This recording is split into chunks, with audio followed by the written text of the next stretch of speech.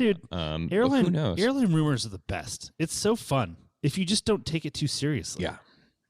It's the best. Everyone gets all spooled up and worked up, and now you have the advent of social media and stuff to even get everybody else. You could just launch throwing more gas on fear the fire. grenades. It's so great. Well, that's the thing, and that was the whole thing. Like when we saw that, we're like, oh, well, we should do a show and we should talk about like, hey, listen, we've both been through this before. Like this is, yeah. I want to do. I want to do a show on an airline rumor about as much as I want to sit here and break down a crash 5 minutes after it happens and speculate about everything that could have possibly gone wrong. This is the 21.5 Show. You're on 121.5, the emergency frequency. Whether you're a professional pilot or want to be one, you're in the right place. Let's get started. Join professional aviators Dylan and Max as they talk their experience in the airlines, business aviation, and more. Life is good. Industry experts, unique stories, and plenty of fun. This is the 21.5 Show. Here we go. Okay. We are back. Hello. We are. Let's do this. It's the 21.5 Show, the show for professional pilots, hosted by two very busy, very active professional pilots, fathers, flight department managers, aircraft purchasers, sellers, everything. We barely have time to do this show anymore. The whole thing. Maxwell, congratulations on making it through the first few weeks with a new baby.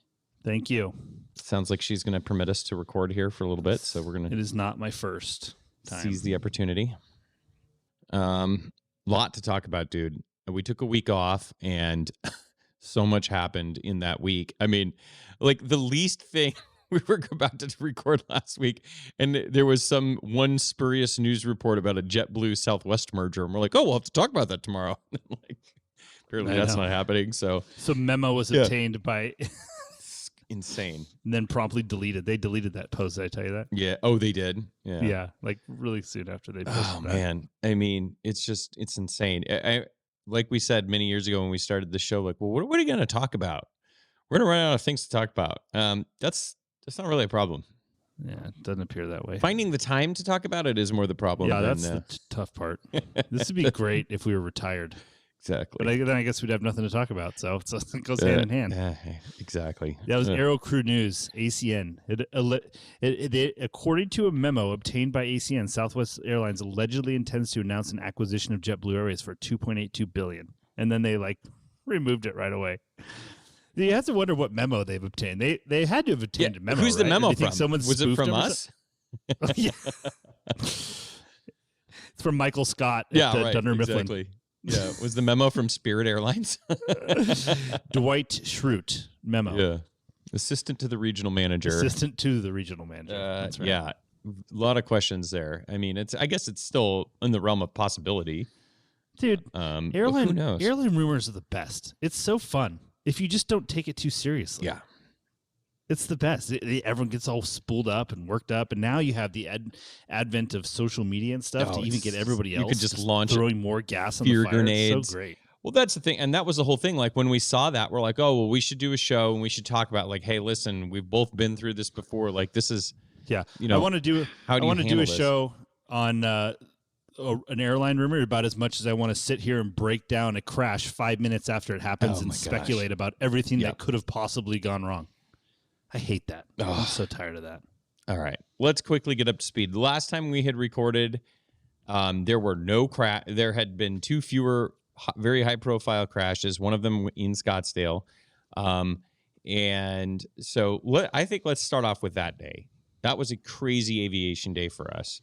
So as many listeners know, we were tracking the Philippine Mars, which is Martin Mars water bomber that was being retired from Colson firefighting group up in Canada, and they were flying it down to Arizona they weren't really even saying what lake, but we kind of figured out what lake they were going to, which is a lake that was less than an hour from where we live.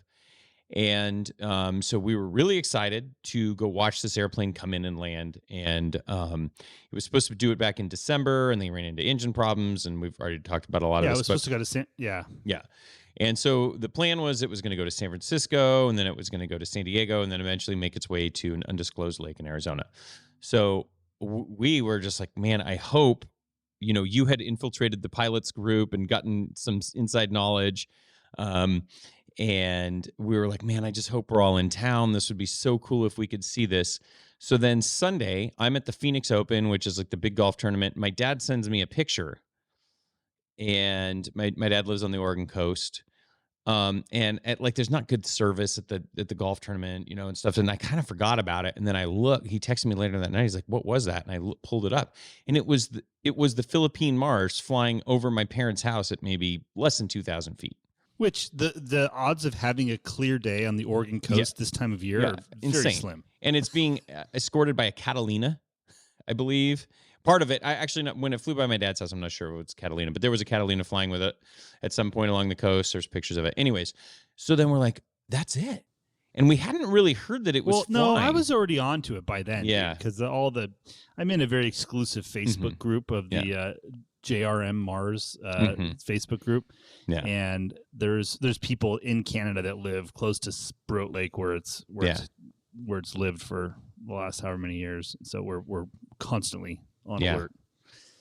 So I knew it was on the move, but I didn't know. I knew it was going to go to San Francisco, right? But I didn't know if it was going to go to San Diego. That was where it was really ambiguous. So, so it was on the move. It was covered on the news. It lands in San Francisco, spends the night, and then it blasts off. Like you think, okay, well, let's just say it ended up going from San Francisco direct to Arizona and skipping San Diego. But you would think if you're going to make that long flight, like you leave early, right? You're in an airplane that's had mechanical issues, like time. You want time before sunset, right? But so they blast off at like a leisurely 10 a.m. or something, right? No, it was later than that. Yeah, it had to have been, I guess. But it was at like 1 o'clock. It was like 12:45 p.m. Yeah, it was.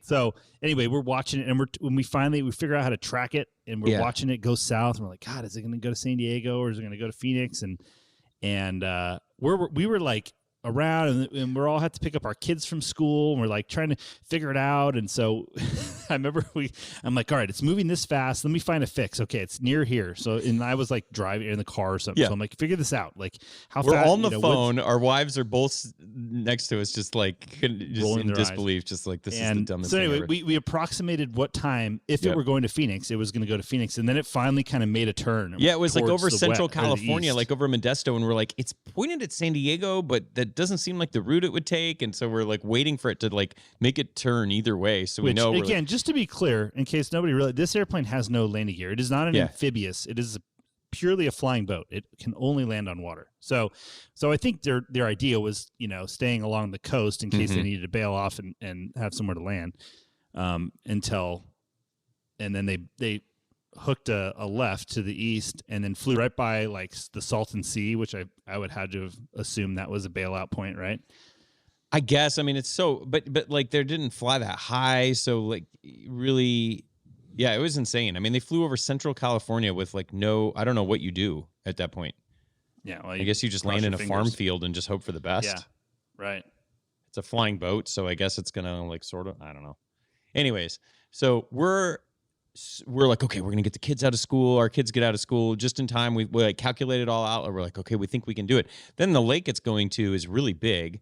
We don't really know where we're supposed to go. We don't know where it's going to come out, where it's going to land. So we're like trying to figure all this out. And then right in the middle of that, we start to get texts. There's a crash in Scottsdale. Like, oh no. Our home airport. Both of us are based there. Single runway. So by now, it's been a couple weeks. Folks probably have seen it. Learjet landed. Still not really exactly clear what happened, what the cause of it was, but they lost directional control, went off the runway, ended up hitting a Part one of the G2A. main landing gear departed the airplane. Yeah, right? We don't know if the main landing gear departed the airplane and that's why it went off the runway, or if it went off the runway and then the main landing gear departed. Scottsdale, no idea. The infield in Scottsdale are sort of the grounds between the taxiways and the runways. It's rock.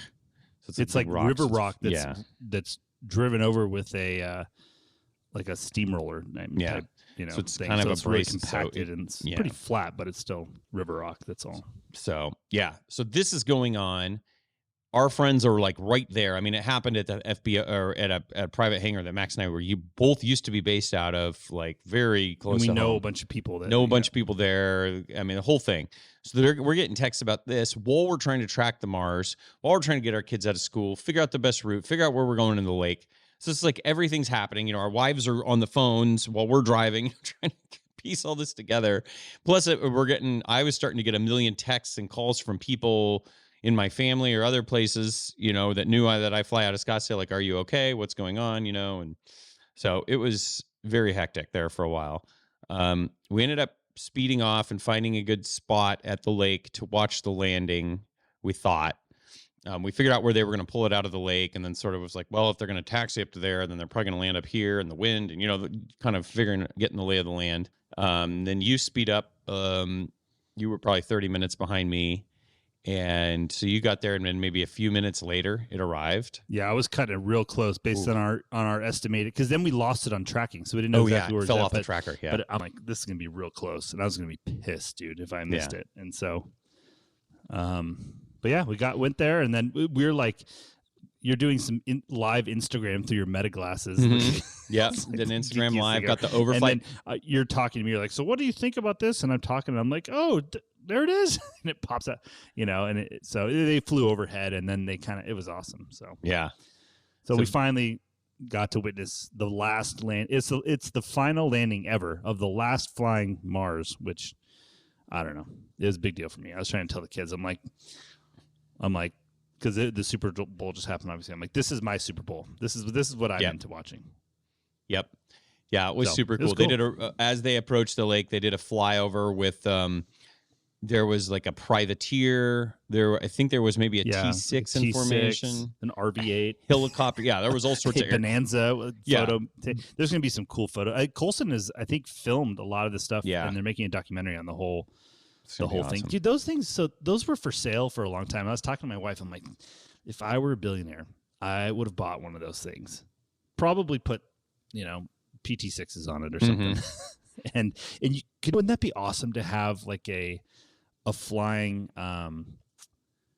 like an airborne yacht, like where you could fly instead of having it would be so sick. Like just zip from island to island. They marketed that. Remember the guy sent us from when we were soliciting for airplanes for Kyle's book. Somebody sent us. They marketed a civilian version of the PBY, which was an airborne yacht, which is obviously a much smaller airplane. Yeah, but they had it all built out, for luxury. It was pretty cool. But anyway, so now it was cool too, because remember it landed, and then I had my binos and I saw this mooring buoy, like a big round buoy, like that you don't see normally in a lake in the middle of this. And I'm like, that's where it's going. I guarantee you they're going to moor it there. Like that's not. We go to this like all the time, wake surfing and stuff, and that buoy's not there.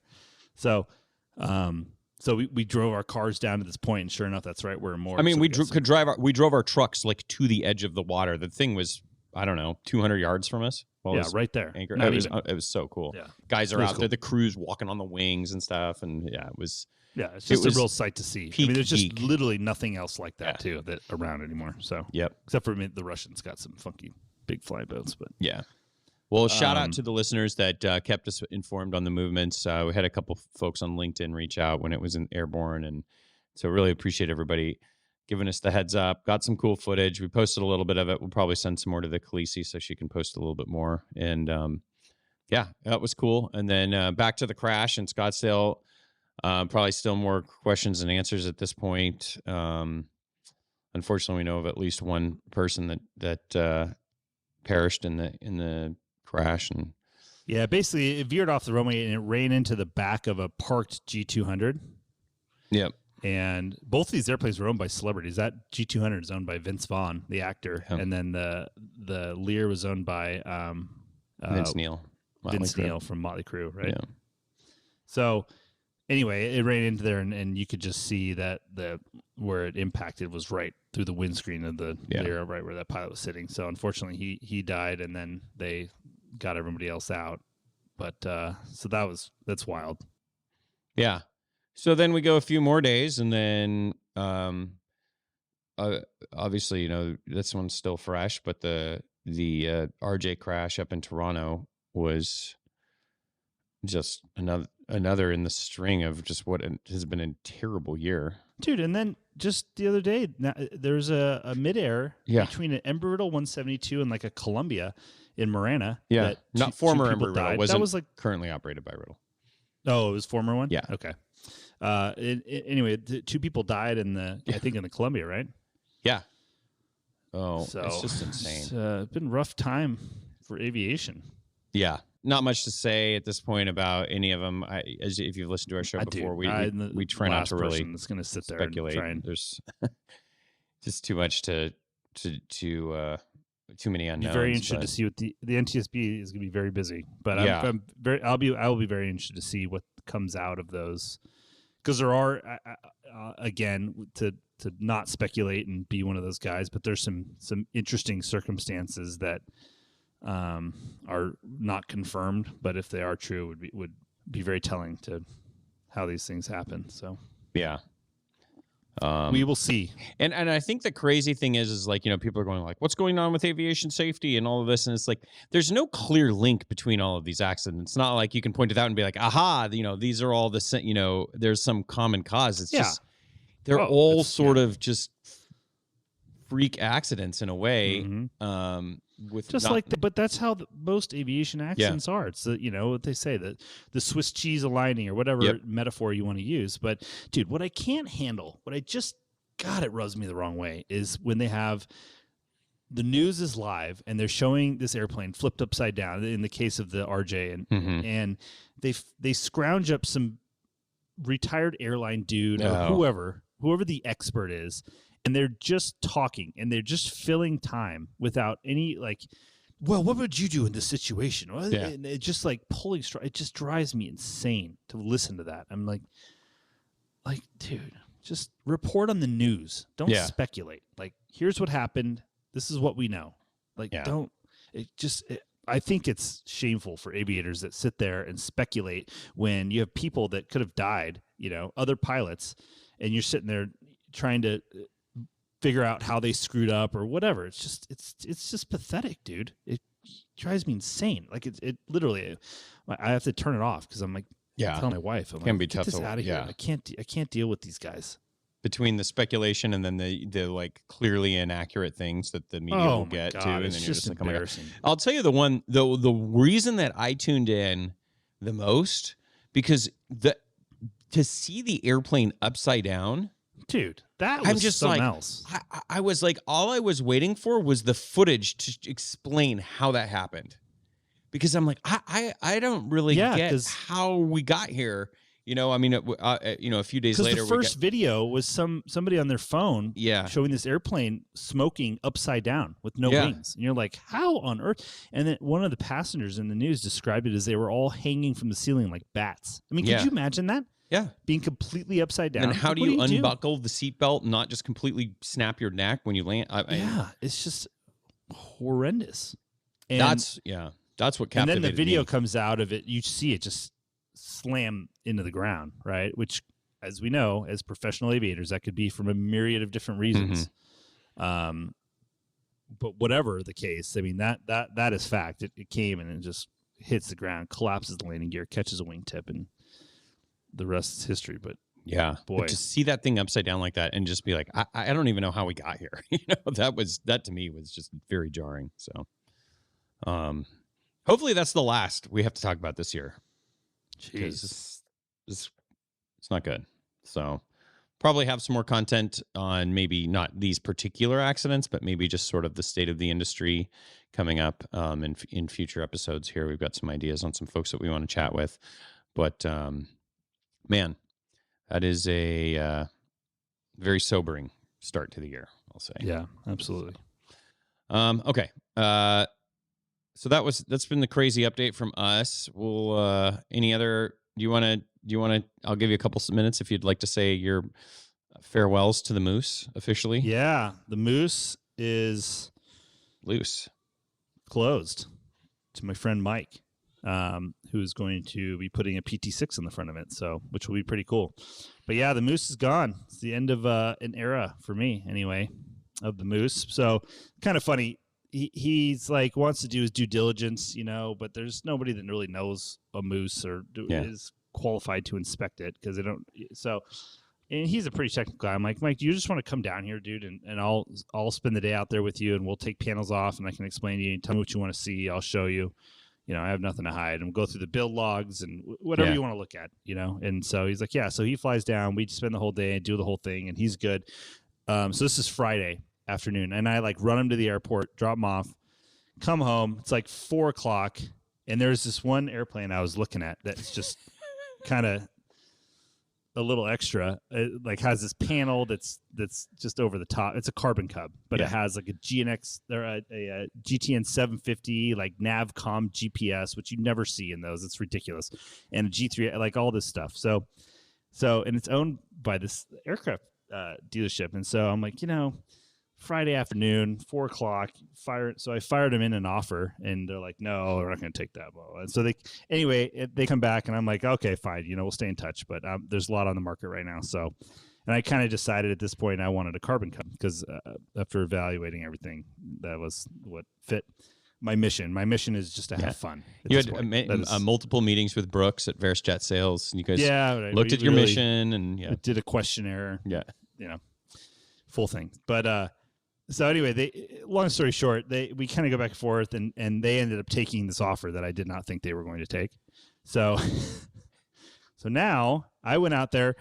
It's kind of the same thing. I'm trying to get an inspection done, and there's just nobody available, dude. It's so hard to get an A&P, or anybody. There's some great, super well qualified people out there to do it, and they're just not available. Couldn't do it, and I'm like, whatever. So I load up all my tools, compression testing stuff and bore scope and the whole thing, and I loaded up all the things that anyone has on their shelf, just easily accessible. I flew out there at 5:30, early morning flight, go to the airport, do my inspection, take the cowl off, run it, compression check, bore scope, take pictures of all the exhaust. Was it a nice 75 degrees in Dallas when you were doing this? Oh my God, it was like 25 degrees in Dallas. I don't know what is going on in that place. It's unbelievable. So I do all that. It's good. Put it back together. Fly home same night, and that's it. So I have been without an airplane for about a week, and it closes. The new airplane closes tomorrow, and then I have to fly it back from Dallas at 100 miles an hour. It's going to be real interesting. And to westbound with the winds and the whole thing. But can we post it so everyone can track you? Kind of like the Mars. You know how everyone was following the Mars. Everyone will get bored in about 30 minutes. He's still over Abilene. Yep, still in the same county. Oh my gosh. So anyway, that'll be the next adventure. Be fun. I mean, whatever. Luckily, it has autopilot. Let's just say that. Gee, mini Christmas. So. And plus, you'll be pretty low. You might still have cell service. You could, you could listen to like 3 Joe Rogan episodes. Yeah, I will. No, dude, it's got XM. It's got XM weather, which means it has XM radio through the whole thing. Catch up on your stern. Be cool. It'll be fine. I got this good barbecue spot in Las Cruces. I got to hit. Okay. If anyone's got any great recommendations for Max in the Great Circle route between Dallas and Deer Valley, let us know. Oh boy. Well, congrats on the Carbon Cub. I cannot wait to check that thing out. It's going to be awesome. Yeah, it's pretty cool. I'm pretty excited. It's I'm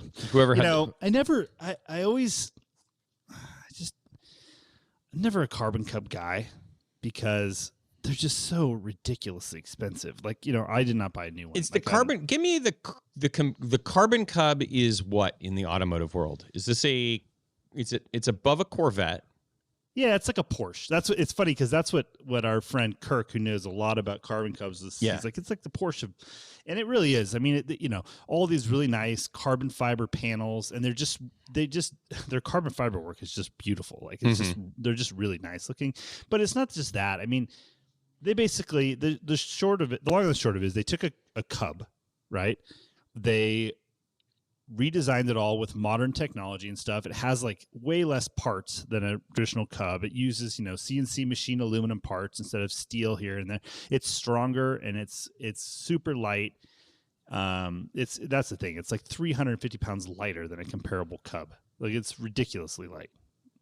And that's where you get to perform. And so that being said, they perform really well. And the cool thing about it is, like, they're a legit airplane company in that, like, they have publications, they have maintenance manuals, parts lists, they have, it's for experimental. If you've ever done that, some of these companies don't have their stuff together quite as well. Where they certainly do.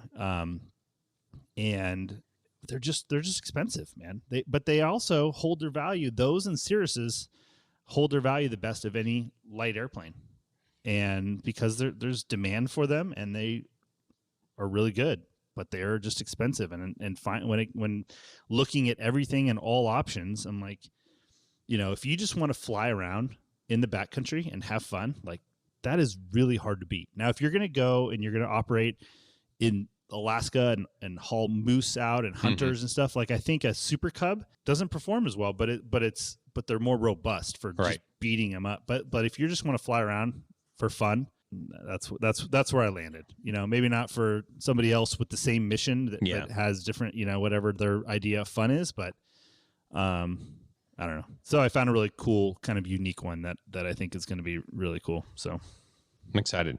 Now, so the portionality is good. We got to draw the line somewhere. Like, can we stage an intervention? Can myself and the listeners stage an intervention if you start wearing like a Cub Crafters leather jacket? Yes. Or a jacket, I will authorize. I would say the T-shirt maybe is okay. A T-shirt and a hat would be perhaps the only swag that would be okay. Because Porsche permissible. guys I know can really get pretty... Yeah, deep. Porsche guys, Corvette guys. Yeah, all those guys, they can get pretty deep. So we got to kind of define the limits of where you're allowed to go. Yeah, no, I'm good. Okay. I have not ordered any swag as of yet. All right. You're a high profile. You're a high profile aviation broadcaster now, so people are going to recognize you. So they're going to call you out if they see you with a big Cub. What about a Cub Crafter sticker on your fancy Paradox metal flight kit? I don't know. All right. I have no stickers on any of my Paradox gear. It's just it's too fresh. Okay. All right. We'll have to cross that bridge later. All right. We still got lots to get to here. Let's move on. Keep it moving. Chapter 17 of the book club. Another storied chapter in the incest of the airline industry. Crazy. Yeah. Read it it's again so funny, for the first man. time. I forgot so much. I can't believe Crandall almost went to United. That would have been crazy. Unbelievable. So yeah, the book starts out with talking about United. They're looking for a new CEO, and the rental car guy who had run Hertz, he wanted to go back to Hertz, and so they're trying to find someone. He's like, well, my biggest competitor is Crandall at American, so the biggest win I can get is to convince him to come to United instead.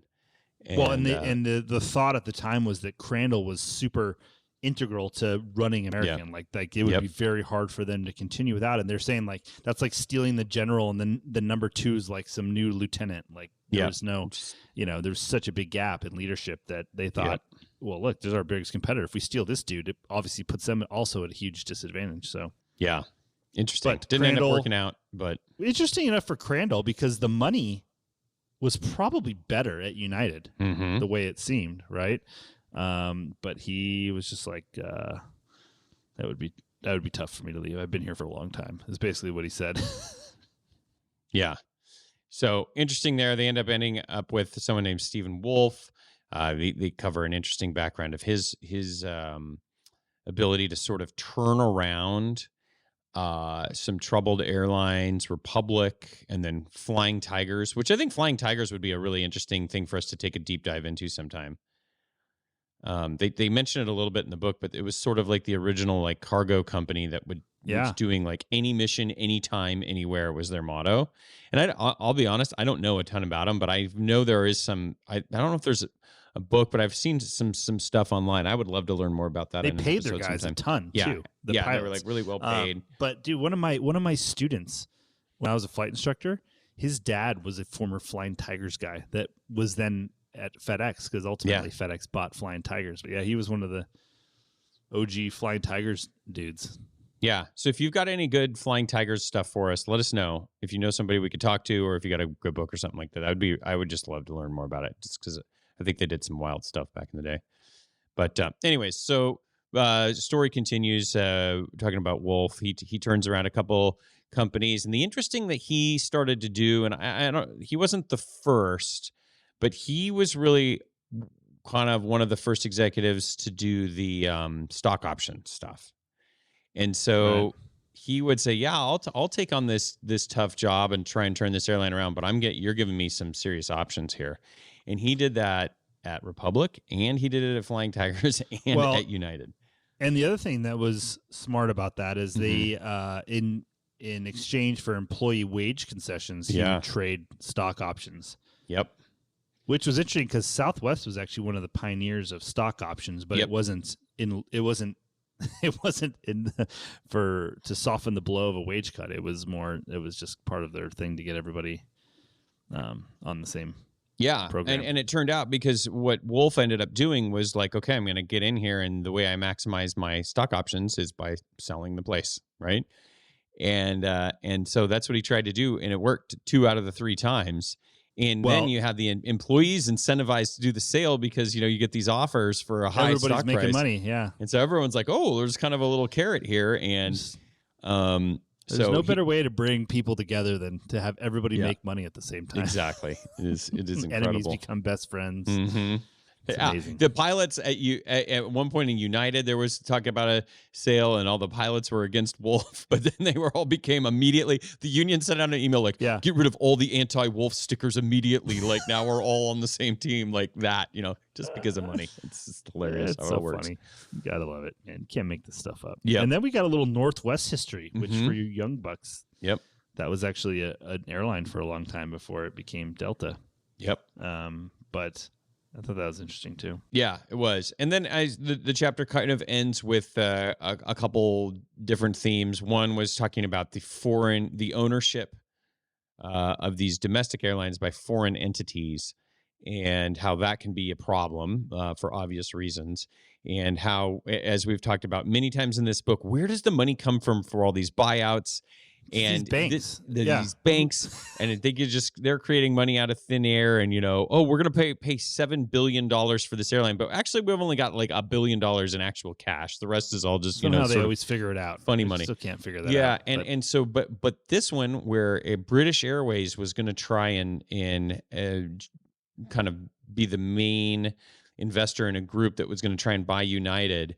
That was sort of the end of these leveraged buyouts, because the banks were sort of like, they started to figure out like, maybe this isn't such a great idea to do this anymore. So, that was crazy. British Airways almost owned, in a way, a big stake of United. It would have legally been less than what they were required to, but in reality, like, they would have had a lot of influence over United. So, just another good example of the wheelings and dealings. And I think, to me, you walk away from that chapter and you say, who is incentivized to do what? What are the executives of a company incentivized to do? That's, to me, if I was working in a big company, that's a big question that I would have when you start to wonder, like, why are we making the decisions we're making? And we've ultimately seen this in corporate America with stock buybacks recently. Because why? It's not because, the company wants to, they're too worried about the stock. They want the stock price up, because the executives are incentivized to get the stock price up, because if they can get it up, then they get, targeted bonus or whatever. It's all they get. About shareholder return. Yeah. That's the common theme. Yeah. And so it is. And hence nowadays, fast forward, we have Elliott and Southwest. They're not shy. That's the goal, is to increase the value of the stock. Yeah. So unfortunately, increasing the value of the stock does not necessarily mean strengthening the airline in the business, in the marketplace, making the best decision to have the best airline. Well, I think there's crossover there too, right? For long-term prosperity, which will drive the stock price too. But in the short term, a lot of times it's just a lot of... You're like, why did they do this? Why are they doing this? Why are they selling this route? Or whatever, But it's interesting because, I just finished reading that book, Sky Gods, about the rise and the fall of Pan Am. And it's funny because then you see talking about Plaskett and these people at Pan Am and kind of where they were at during these times, which now I have a really good insight into that one specifically. It's kind of interesting to where Pan Am had all of these international routes, but no domestic feed to them. And then you have these other airlines that had a big domestic network that were now starting to branch international, and they were missing that piece of the puzzle, which ultimately I think led to their demise. One of the things, but it's interesting. 2 more chapters left, Max. We're almost done. It's going to take us about a year to get through this. Seriously? Yeah. Well, I mean, because we do about 40 episodes a year, and it's 19 chapters, so we do it every other episode. So yeah, it's going to be about a year.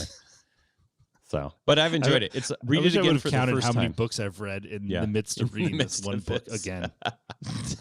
You know what other book I'm rereading right now, which is just excellent and I can't recommend enough, is Never Split the Difference by Chris Voss, the FBI hostage negotiator. Have you read that book yet? No, I haven't. Dude, put that on my list. It is such a great book, and it's a book that where he it's not just like, let me tell you all the stories of how I negotiated these deals. It's like giving you the exact concrete steps of like, this is a technique that you can implement now, and how do you do it? And every chapter is like a different technique that anybody can use at any time. It's really cool. That is cool. Anyways, so that's it for the book club, chapter 17. We still have the link in the show notes if you want to follow along. Probably by the time we finish it, anyway, you could start today. You probably still finish really the book could before catch we up, will. I promise.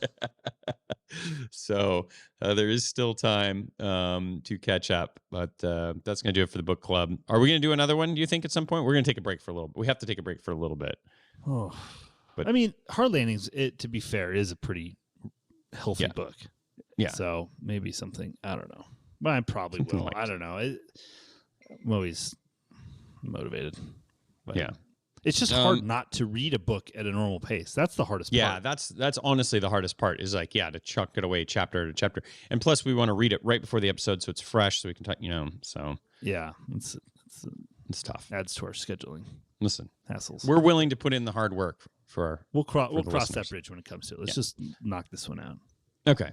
On to the right. reviews What's and next? comments, Max. Of course, if you leave us a review on the show, we'll be happy to send you some stickers for your trouble. Apple Podcasts is where we get the most traction, but if you can find a place to leave a review on Spotify or your preferred platform, we'll take that as well. Just shoot us an email, info@215podcast.com with your mailing address, and we'll shoot those out to you. We've got 2 great reviews here. I'll read the first one, and you can read the second one. All right. It says, let's be honest, I'm just here for the snack basket. Dylan and Max are great. They provide down-to-earth conversations about topics that professional pilots care about. The stories shared by the hosts and guests alike are excellent. I particularly like the tales of triumph and hardship as the boys navigate ownership of a Murphy Moose, home-built airplane, while being an airline pilot and dad, and sometimes corporate pilot too. Keep the episodes coming. Another airline pilot, Smelly McSmellersons. Triumphs Do we and have some hardships. more in That's here a about great. There was actually a lot of listener feedback.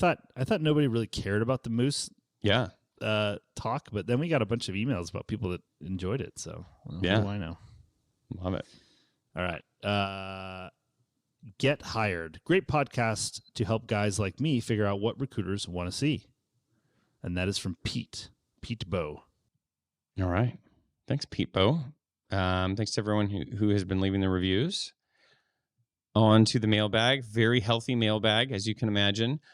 First, I wanted to mention the sponsor of the mailbag, which is Advanced Aircrew Academy. Of course, you guys know all about them. If you visit aircrewacademy.com, you can check out all of the training and learning modules they have for your flight department and of their blog, which is my favorite. They're always keeping me up to date on the latest and greatest. For example, the latest one is this TCAS and the next generation of TCAS called ACAS. Do you know anything about this? No. Please enlighten me. Yeah, they wrote an entire blog post about it. I'll have a link in the show notes so you can check it out. But it is the next generation of TCAS called Airborne Collision Avoidance System X, ACAS X. And so it just sounds like it's an upgrade to TCAS, more bandwidth, It says once a threat is identified, it can recommend the most effective maneuver for collision avoidance for all aircraft involved. And it works in 3-dimensional space. So I'm starting to think that it may actually involve headings as well. When are they going to offer that fourth dimension? That's what I've been really waiting for. The time dimension. If you just slow down. Or gravity. That's for another episode. Yeah, that's for another episode. Check out the blog post for all the information about ACAS X. We'll probably have to do an episode on this at some point if it's going to become a new thing. Sounds like air carriers are probably going to have to start implementing at some point. Always something new. Dude, this just reminded me of something. We talk about TCAS. Well, I was flying the other day, and the controller on Phoenix Approach is talking to like a light airplane. It's like, oh, you have traffic there, whatever. And the guy goes, well, I have them on my screen, but I do not have them sighted. He goes, the controller goes, well, sir, I got to tell you, I have them on my screen too, but that does neither of us any good until you see them with your eyes. So let me know when you see them. Yeah. It's like, because that is one of those things. It's like it's totally unnecessary. We got them on the fish finder. Yeah. Like, nobody cares, dude. Let's work to eliminate that in 2025, please. That's it. Is that our mission? Yeah. Last year we were like, we're going to do call outs. The year before that, it was like land in the touchdown zone marker. This year is eliminate the fish finder. Eliminating unnecessary radio. Yeah. In the spirit of CPDLC and not having to, did I tell you about this that I learned? I had to do CPDLC training for some LOA for the Gulfstream. Yeah. And the big takeaway from the CPDLC training is that, how you get a frequency change and then you have to call on the radio and say, hey, check in still, right? Like, wouldn't it be nice if you could just monitor the next frequency and then they just send you another message and you just monitor the next one, right? Well, that's actually like a thing.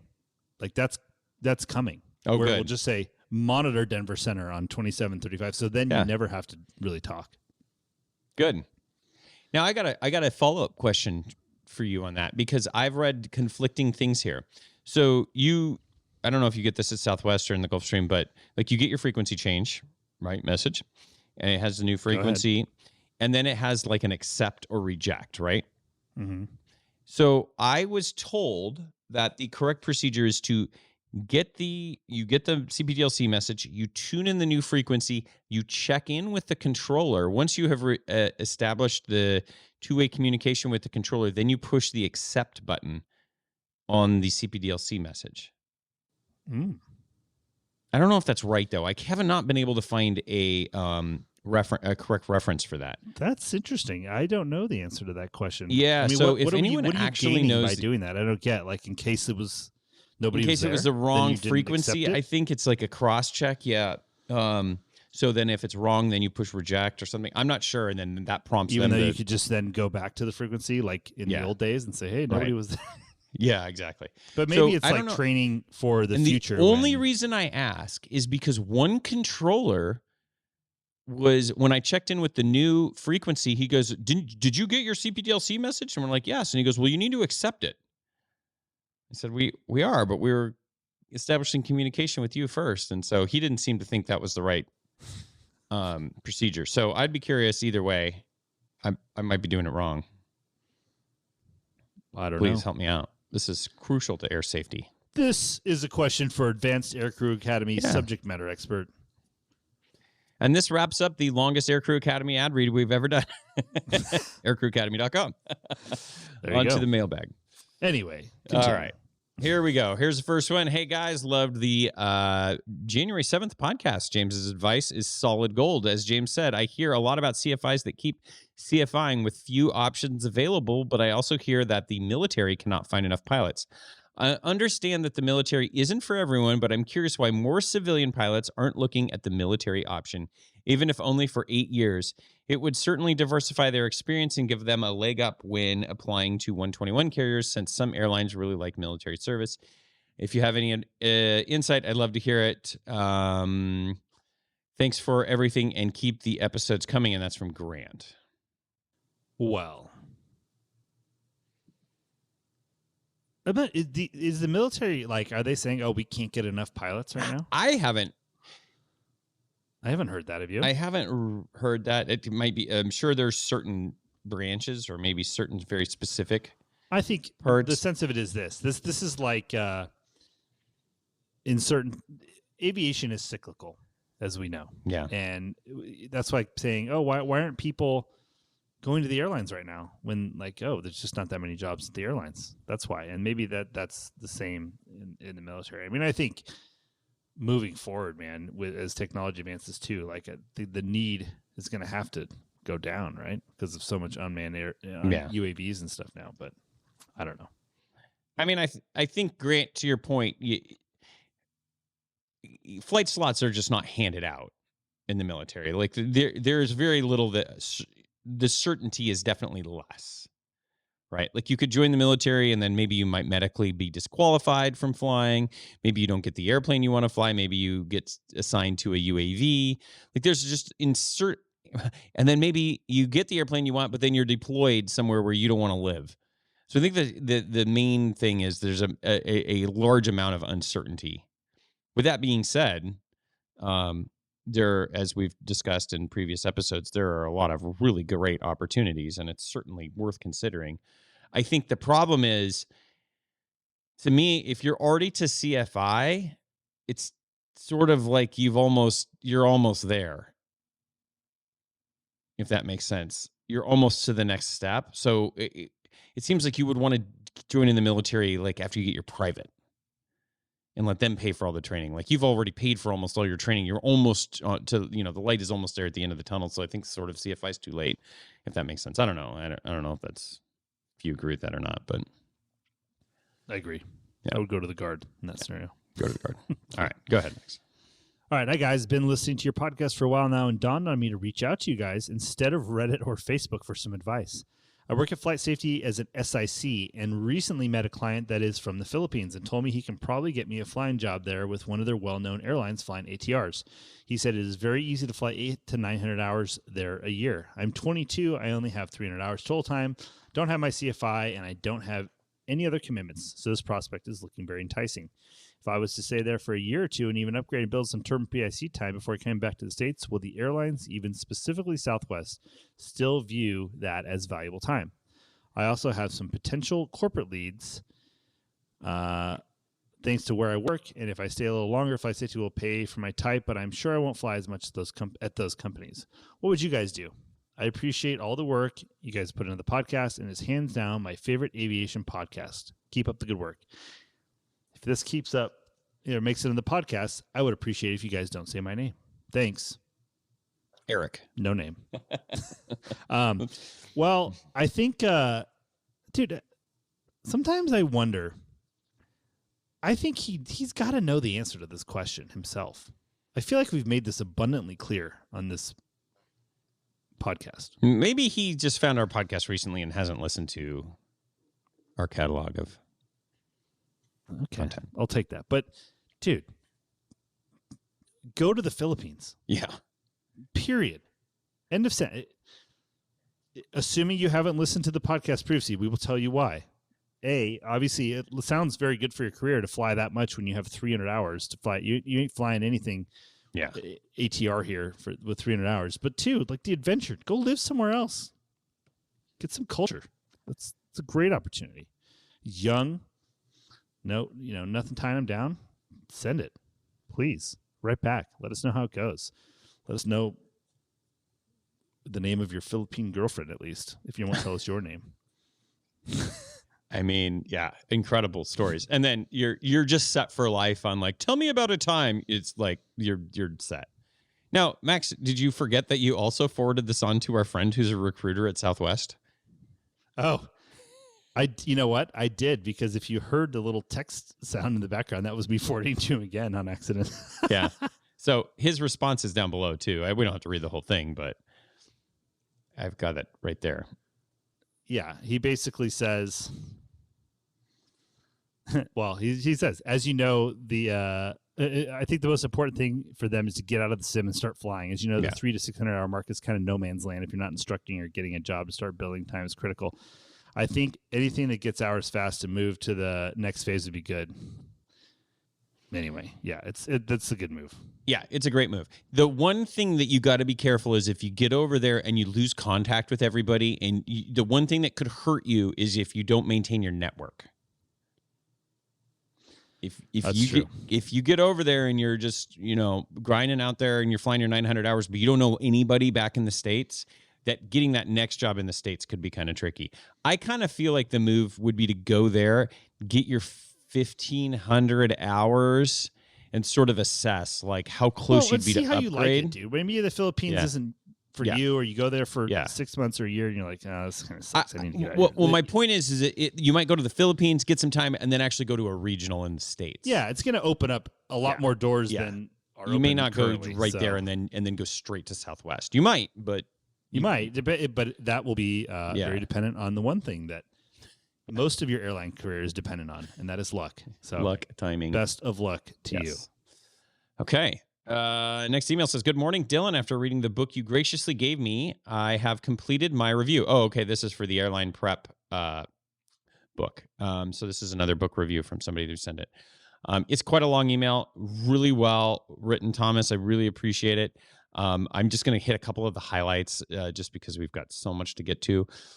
Overall, said it was a 4 out of 5. So he said he enjoyed reading the book, and he said he expresses his support at the end. Kind of the one thing he said was he cannot completely connect with the author's writing style and his opinions inside and outside of aviation. He said the author was anti-short sleeves. So we didn't. That needs to be disclosed. That is a little suspect. So that is a red flag there. The author and I have a generational disconnect with some of his choices of entertainment and enjoyment. On a positive note, the book substitutes conversations with coworkers and connections who have made the next leap into airline training. It is full of little tips to make your experience easier than peers prior. His storytelling goes through a comprehensive account of his training experience in a vulnerable way. He excels in some lessons and is lackluster in others during training. He and his peers deal with distractions outside of the classroom. He teeters on the edge of going home and surviving during the training. Some could think of this as a cruise for anxiety, but I see relief in the reality of the situation. Training could be populated with failures, setbacks, and distractions, yet hard work and effort will navigate through them all. This helps me prepare for the range of emotions I will feel during training sessions, whether this emotion originates from a factor I can control or a factor outside of my manipulation.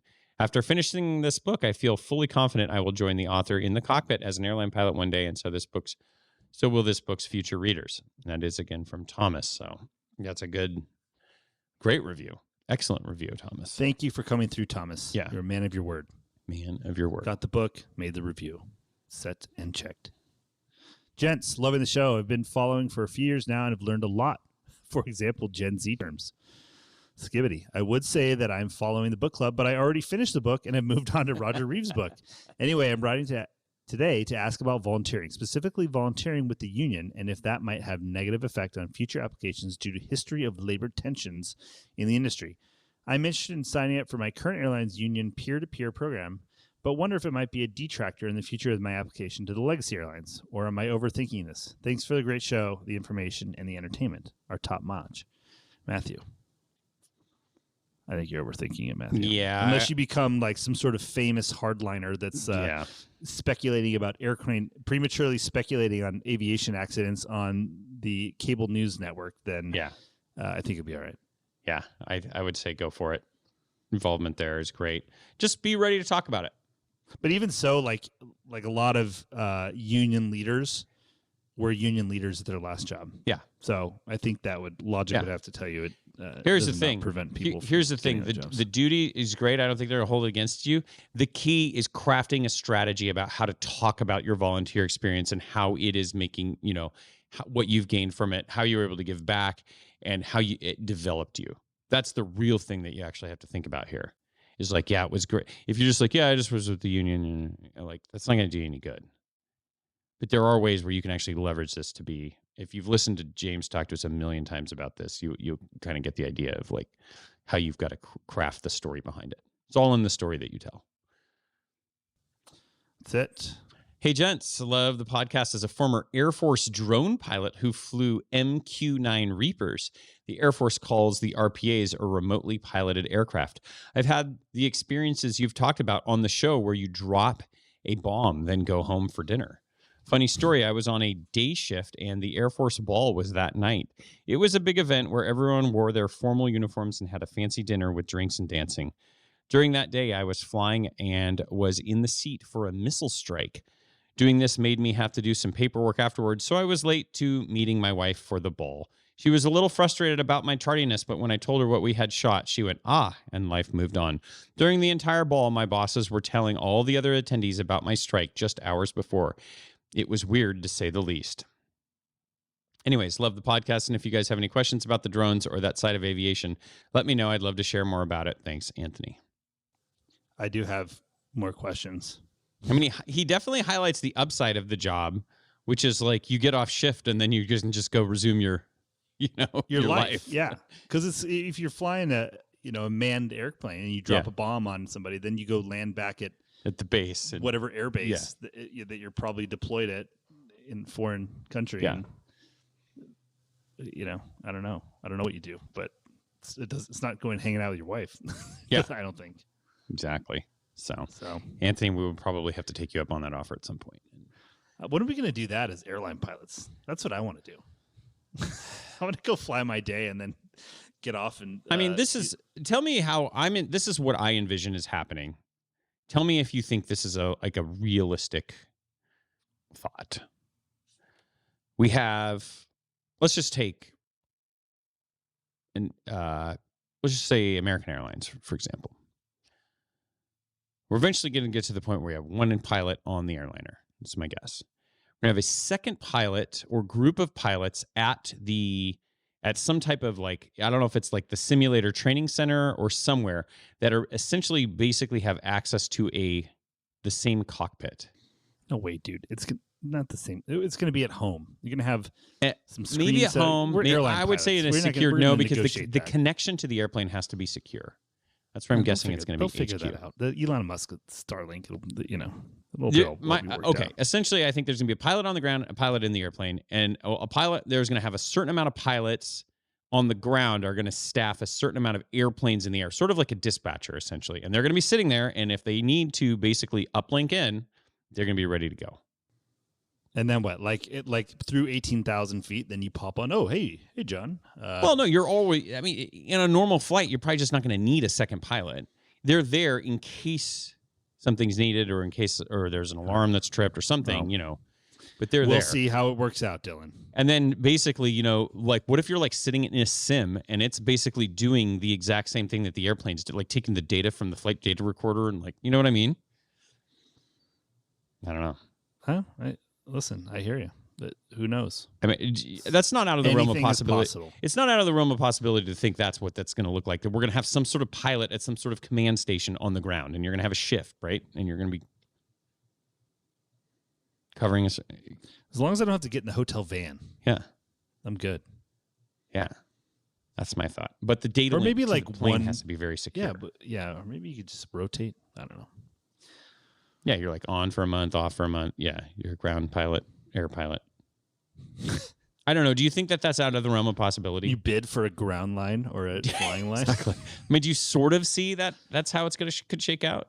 Sure. You see a world where obviously the that's what it looks pilots are a very big cost in the operation of a flight. Yeah. So if there's a way to reduce that cost by technology like that, obviously they'll do that. But I think the other pilot might just be AI too. So yeah, I'm sure it'll have AI on board. maybe plus a backup you're dude. the AI's co-pilot. That's probably how That's things work probably out. More likely you're just sitting there making sure he doesn't. Yeah. Let's be I mean, real. somebody's got to be there to push the accept or reject CPDLC button. to make sure you do it in the proper Exactly. order. I don't know how. To There's no upset way the that a other computer AI can do air that. traffic controller on the other end. Yeah, exactly. All right, that is going to do it for the mailbag. Thanks so much to Advanced Aircrew Academy for their longtime sponsorship of the program. On to flight advice. Maxwell, an interesting one for us today. I'm excited to share that with you. But first, let me give some advice to the listeners. And that advice is to open up the web browser on your phone or your computer and go to harveywatt.com, because you need to learn about the products that they have for professional pilots. Quite possibly one of the greatest investments you can make is to protect that medical certificate that you've got. Without that thing, the paychecks, they're not going to come for very long. You got to protect yourself, protect your family. Check out all of the insurance offerings that Harvey Watt has for professional pilots around the globe. Over 75,000 professional pilots trust Harvey Watt to keep the paychecks coming in. That's it. One of our close friends is getting a paycheck from Harvey Watt currently. There you go. It's what's the percentage? 60s is in the 60s. No, 70s. Over 70% of pilots will go out on a long-term medical event in their career. So, do you want to get paid during that time or not? I don't know. That's up to you. That's up to you. Yeah, that's your call. Your call. All right. Maybe you can go What do we operate a got? drone. Okay, here we go. Flight advice. Flight advice. Here we go. Hey guys, huge fan of the podcast. Recently, I started listening and I'm immediately hooked. I'm an aspiring pilot and have listened to many podcasts, watched videos on aviation, and you guys are by far the least professional show. No, I'm sorry. I put that in. The most enjoyable and informational show. I am a current New York City police officer with 9 years on and 11 to go until retirement. I will be 42 years old when I can retire with a full pension and benefits, and it's my dream and goal to become a professional pilot as a second career, whether airlines or corporate. I plan to start my flight training in the spring and would appreciate any and all advice on how to approach this training, as far as how fast I should get all of my ratings and licenses and my best plan of attack. I have plenty of time and would like to get it done the right way. I appreciate any feedback if you'd like to share it. And that's from Mike. Well, this is interesting. We've always heard that police departments, aviation units, they usually hire police officers and then train them to be pilots, not the other way around. Yeah. So that sure seems like that would be a good way to subsidize the cost of your training. Mike, we did an episode with a law enforcement pilot way back. This was a really long time ago. He had some really wild stories too, if I remember correctly. Yeah, he did. Totally did. But that would be, even if it's rotor wing, even if it's in helicopters, you could certainly, that is applicable to flying airplanes and would subsidize the cost of your total training, even if you had to do the airplane stuff on your own. But that would be, I would think that would be the best option, right? Keep 100% being a cop. But if that's not available, then if I still think buy a reasonably priced single engine airplane, even if you have to finance it. I mean, you do the math on it, but the rental is just kills you. Or find a partner, find a very efficient way to own an airplane, and then start knocking out your training that way. And then you can also continue to fly, because it's probably not feasible to say, hey, get a flying job, or you could probably be a CFI on your days off and stuff like that, like not at a super aggressive student load, but even then, I think it's going to be tough to have another job while you're a full-time New York City police officer. But if you are able to get a plane, now, of course, finding a place to put said airplane in the New York City area, it could be tough, very cost prohibitive. But who knows? That. But I think that's always the option that you got to explore, or even like a flying club, some sort of something more of a long-term commitment than just renting an airplane by the hour. Yes, I agree. That was the first thing that came to mind too, is you might be in a position to actually like own or finance or be a part, some type of aircraft partnership. And that will reduce the costs for you. I don't know what the flight school situation is out like there. I don't know. Or the availability of hangars. Or I don't know how far you got to drive. Like, those would be questions I would have. How far do you have to drive to get to do a lesson? Because here's the problem with flight training. If you're going to flight train, it's really hard to do 2 lessons a month and really make any progress. I would say you probably at a very minimum have to fly once a week at least. I concur. And if that's not attainable with your schedule, you're just going to sort of chase your tail. Oh, I forgot about that. Oh, yeah, now I remember that. And you're just going to pay to relearn the same things over and over and over. You truly again. have to commit if that's what you want to do. And the commitment in the form of time and also money. So, but that's the thing people overlook, I think, a lot. Like to your point, is the time commitment, not just the financial. I mean, I don't know what a policeman's schedule is. Let's say it's 5, you're going to work 5 days. You're going to have 2 days off a week. So you probably, I'm assuming, it's not like, unless you live right next to the airport, it's probably a commitment to get there. So you're spending maybe one of your off days every week doing flight training. And he's 31. Yeah. Probably got some other things going on. He's got some, kids, maybe, we don't know. But that's the thing. See if you can carve out the time to actually commit. And it's, a flight lesson is a couple hours of actual time investment. It's not, the rest not counting studying and everything else. I guess my point is, if you've got a long time horizon, there may be a scenario, depending on where it is, where you're going to be better off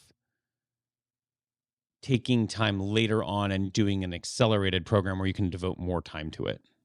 That might be perhaps a way to go. We just have to, it's too many unknowns for us to be able to coach you on that, but definitely like the idea of trying to get your own airplane. Especially if I definitely like the idea of having full pension and benefits as that's great. budding professional don't pilot. Quit your job early. Definitely like that part. Yeah, that's good. And I love the idea of trying to fly as a policeman, law enforcement that seems pilot. like That seems like a slam dunk if you can do it. But might be super. I would imagine it's probably very competitive in New York City to do that, and there might not be fixed wing. I don't know. Anyways, hopefully that's helpful, Mike. If not, we'll give you a full refund. Okay, that's going to do it for flight advice. Max and I are always happy to help out an aviator with a question, aviatrix with a question. You have an anonymous form you can find on our website, 215podcast.com. Fill it out and give us as much or as little information as you're comfortable with, and we'll try and help and point you in the right direction. Sometimes we give good advice, sometimes maybe not so much, but we'll do our best. That's all we can do. That's all we can do. All right. You've got a baby. You've got a new airplane to deal with. We've got all sorts of things happening, Max. Anything else before we wrap up here? Any last minute Max's musings? I haven't been out there. Yeah, that's right. Oh, yeah. Maybe you should talk. You know what? Will you talk about this just for a second in as general terms as you can?